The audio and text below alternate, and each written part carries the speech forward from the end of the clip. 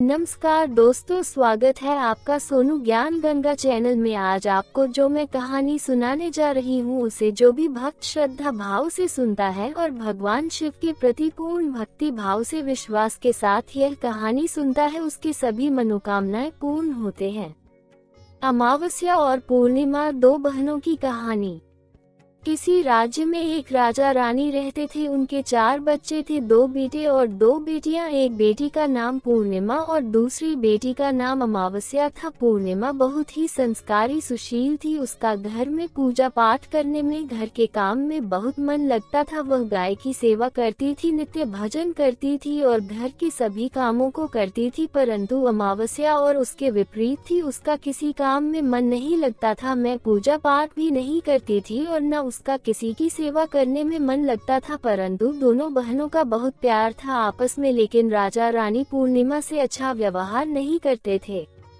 वे अपने दोनों बेटों और अमावस्या को ज्यादा चाहते थे। धीरे धीरे समय बीतता गया और उनके बच्चे बड़े हो गए। उन्होंने अपने दोनों बेटों का विवाह बहुत अच्छे घरों में कर दिया। लोगों ने राजा से कहा कि अब आपकी बेटियां भी बड़ी हो रही है, इनका भी विवाह करना चाहिए आपको। तो राजा ने कहा, हाँ शीघ्र ही करूँगा। रानी ने राजा से कहा कि देखो, अब पूर्णिमा और अमावस्या दोनों बड़ी हो रही है, इन दोनों का विवाह भी करना पड़ेगा। हमें पूर्णिमा का विवाह किसी बड़े घर में नहीं करना चाहिए, क्योंकि उसका मन तो सिर्फ कामकाज में लगता है। उसे कौन सा आराम चाहिए, वह तो दिन रात बस पूजा ही करती रहती है। राजा ने कहा, ऐसा ही होगा। फिर रानी ने कहा कि अमावस्या भी विवाह की योग्य है, उसके लिए भी कोई अच्छा सा वर ढूंढकर दोनों का विवाह एक साथ करवा देंगे। राजा ने पूर्णिमा के लिए एक गरीब घर में रिश्ता तय कर दिया और अमावस्या के लिए उसे नगर के राजा के बेटे से रिश्ता तय किया। दोनों का विवाह करके उनको विदा कर दिया। अमावस्या बहुत बड़े घर में विवाह करके गई थी। उसे अपने अमीर होने पर बहुत घमंड था। एक दिन उसने अपने घर में शिव चर्चा रखी, लेकिन उसने अपनी छोटी बहन पूर्णिमा को आमंत्रित नहीं किया। उसने पूरे गांव भर में सभी को आमंत्रण दिया। पूर्णिमा अपने घर के आंगन में बैठी हुई थी, तभी वहां से कुछ और से निकले और उन्होंने कहा कि तुम्हारी बहन ने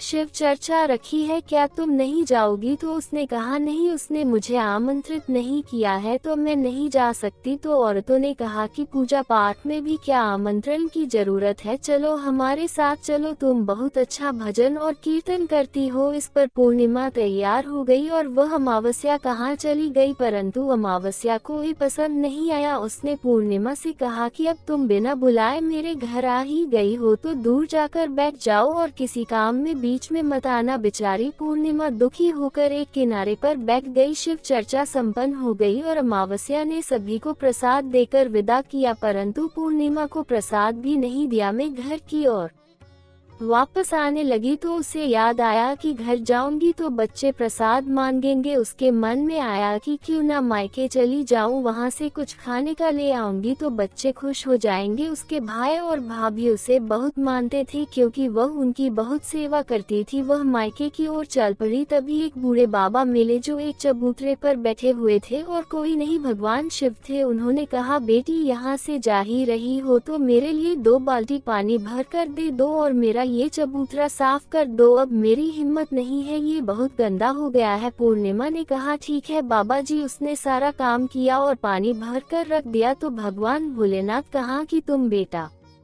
जाओ और जब वापस आओगी तुम मुझसे मिलकर जाना। उसने कहा, ठीक है बाबा जी, अब मैं जाती हूँ। मैं कुछ दूर चली तो उसे काली माता का मंदिर, जहाँ एक बूढ़ी माई बैठी हुई थी और कोई नहीं, स्वयं काली माँ थी। उन्होंने कहा कि तुम्हारा नाम क्या है? बेटी पूर्णिमा ने अपना परिचय दिया। उन्होंने कहा, क्या तुम मेरी थोड़ी सी सेवा कर दोगी? लोग मंदिर आते हैं और सारा कुछ गंदा करके चले जाते हैं, कोई भी यहाँ की साफ सफाई नहीं करता, क्या तुम यहाँ की साफ सफाई कर दोगी? तो उसने कहा, ठीक है माता जी, और उसने उस मंदिर की साफ सफाई की और माँ जी की सेवा कर वह आगे की ओर चल पड़ी। तो बूढ़ी माँ ने कहा कि जब वापस आओगी तो मुझसे मिलकर जाना। पूर्णिमा ने कहा ठीक है माँ जी। थोड़ी दूर आगे चलकर एक बूढ़ी माँ मिली, वह साक्षात तुलसी माता थी। उन्होंने पूर्णिमा से कहा कि बेटी कहाँ जा रही हूँ। पूर्णिमा ने कहा मायके जा रही हूँ माताजी। बूढ़ी माँ ने कहा बेटा मेरी सेवा करने वाला कोई है नहीं क्या, तुम मुझे नहला दोगी और मेरा घर साफ कर दोगी, मेरा कोई नहीं है। पूर्णिमा ने कहा ठीक है ना जी। उसने उन बूढ़ी माँ को लाया और उनका घर साफ कर दिया। जब वह जाने लगी तो बूढ़ी माँ ने कहा जब वापस आओगी तो मुझसे मिलकर जाना। उसने कहा ठीक है माँ जी। चलते चलते वह नदी के किनारे पहुँच गई जहाँ नाव पर बैठकर उसे मायके जाना था। वहाँ एक सुंदर स्त्री मिली जिसने पूर्णिमा से कहा कि तुम्हारा नाम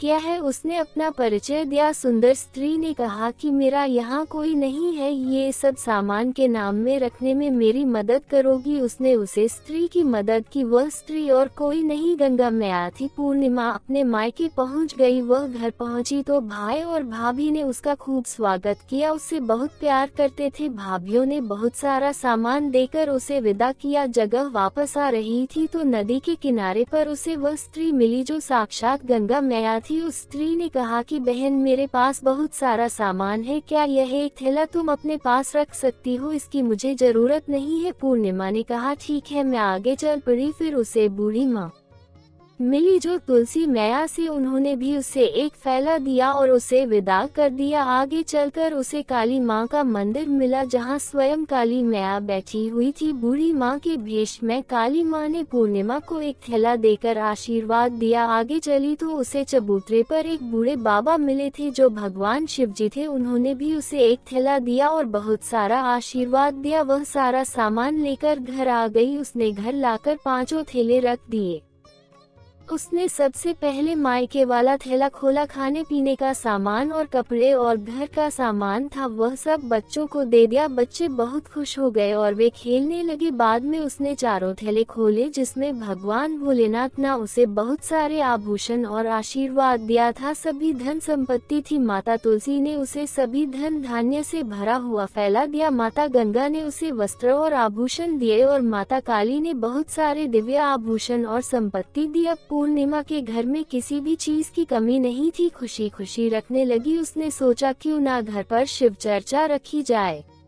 उसने सभी गांव वालों को बुलाया और अमावस्या को भी बुलाया। जब अमावस्या उसके घर गई तो उसके घर में संपत्ति देखकर आश्चर्यचकित रह गई। पूर्णिमा ने कहा कि बहन तुमने मुझे शिव चर्चा में नहीं बुलाया था, मैं फिर भी तुम्हारे घर आई थी, लेकिन तुमने मेरा अपमान करके मुझे प्रसाद भी नहीं दिया था। तो अमावस्या ने कहा तुमने मुझे प्रसाद मत देना और वहाँ से वह बिना प्रसाद लिए चली गई। अपने मायके गई तो रास्ते में उसे बूढ़े बाबा मिले। उन्होंने कहा कि बेटी थोड़ी मेरी सेवा कर दो और मेरा चबूतरा साफ कर दो। अमावस्या ने मना कर दिया। आगे चलकर उसे काली माँ मिली जो बूढ़ी माँ के रूप में एक मंदिर के बाहर बैठी हुई थी। उन्होंने कहा कि बेटा मेरा मंदिर साफ कर दो। अमावस्या ने कहा मेरे पास और कोई काम नहीं है, इतने अच्छे कपड़े पहनकर मैं क्या ये गंदगी का काम करूंगी, और आगे चली गई। आगे बढ़ी तो एक बूढ़ी माँ मिली जो तुलसी मैया थी। उन्होंने कहा कि थोड़ा मेरे लिए पानी भर कर ले आओ, मेरा कोई नहीं है। अमावस्या ने कहा कि मेरे पास इतना समय नहीं है। आगे बढ़े तो उसे गंगा मैया मिली, एक सुंदर स्त्री के रूप में थी। उन्होंने कहा कि मेरे पास बहुत सारा सामान है जो मैं नाव में नहीं रख सकती। अमावस्या ने उनकी भी मदद करने से मना कर दिया। वह मायके चली। जब वह मायके पहुंची तो भाभी भी उसे देखकर खुश नहीं हुई। दूसरे दिन जब घर वापस आ रही थी तब उसने भाभीियों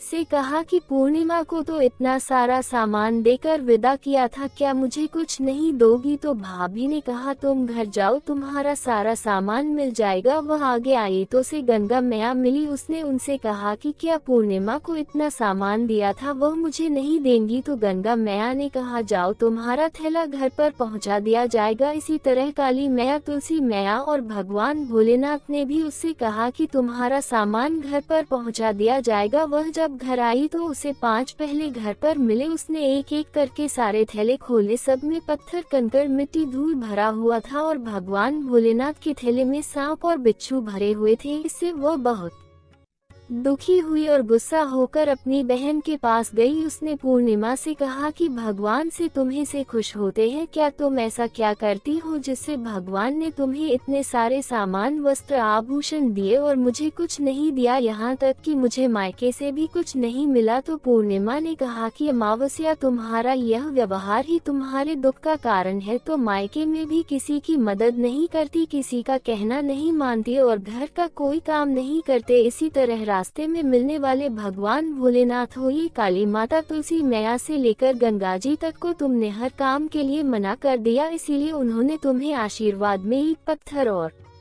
सांप बिच्छू दिए। अगर तुम सच्चे मन से पूजा करके और भगवान की सेवा, घर के सारे काम करो तो तुम पर भी भगवान की कृपा होगी। अमावस्या ने कहा, बहन मुझे माफ कर दो, अब मैं आपका कहना मानूंगी और जरूरतमंदों की सेवा करूंगी। तब पूर्णिमा ने कहा कि केवल भक्ति और सेवा भाव से ही हम किसी का आशीर्वाद प्राप्त कर सकते हैं और किसी के हृदय में अपने लिए स्थान प्राप्त कर सकते हैं। इसलिए ये 3 सूत्र तुम याद रख लो। पहला, सबके लिए सेवा भाव और दया भाव रखो। दूसरा, भगवान की पूजा श्रद्धा भाव और विश्वास के साथ करो। बिना विश्वास के किसी चीज का कोई फल नहीं मिलता। अगर तुम्हारे अंदर सच्ची श्रद्धा और विश्वास है तो साक्षात भगवान भी तुम्हारी मदद के लिए आ जाते हैं। और तीसरा सूत्र है, भगवान भोलेनाथ का प्रतिदिन 108 बार ओम नमः शिवाय मंत्र का जाप करो। भगवान भोलेनाथ सभी की मदद करते हैं, मैं तुम्हारी मदद करेंगे। बोलो हर हर महादेव, जय भोलेनाथ।